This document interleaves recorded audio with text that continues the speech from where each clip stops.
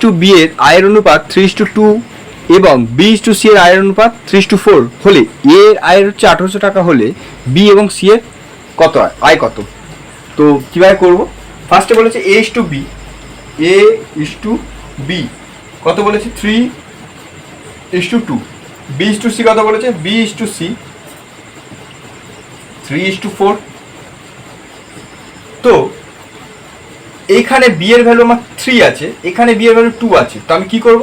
একে আমি 2 দিয়ে গুণ করব আর একে আমি 3 দিয়ে গুণ করব। তাহলে কত হবে? একে গুণ করলে 9:3 থেকে 9 9:6, আর একে গুণ করলে 2 দিয়ে গুণ করলে 6:8। তাহলে আলটিমেটলি কত হলো? তাহলে A/B/C ইজ ইকুয়াল টু 9:6:8 হলো। তাহলে তিনটা আনুপাতিক ভাগ হয় কত? 9 + 6 + 8, 9 × 15 8 23 23। তো এইবারে বি এর ভ্যালু এর আয় বলে দিয়েছে। এর আমি আয় কি করতাম? আগে কি করতাম, যে একটা টাকা পেত সেই টাকাটা আমরা তিনজন মিলে ভাগ করে নিতাম। এখানে কিন্তু ভাগের পরিমাণটা বলে দিয়েছে, মানে উত্তরটা আমার বলে দিয়েছে 1800 টাকা।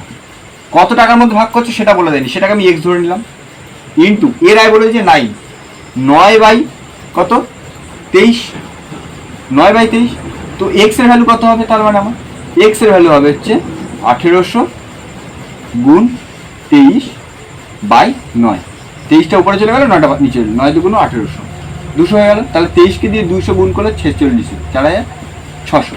তো এক্স এর ভ্যালু 4600 পেয়ে গেল। এবার বি কত টাকা পাচ্ছে? বি পাচ্ছে আমার, বি এর ভ্যালু পারবো 4600 গুণ বি হচ্ছে 6/23। তো 23কে দিয়ে কাটলাম 200, তো হবে 6 × 12, 1200 টাকা কে পাচ্ছে? বি পাচ্ছে। এইগুলো সব সিজিএল এসেছিল, যা অঙ্ক করেছি সব সিজিএল এসছে। এবার সি এরটা তোমরা বাড়িতে আমাকে করে জানিয়ে অপশানে সি এরটা কত হবে বার করো। সি এরটা বার করে দেখালাম না। নেক্সট আমি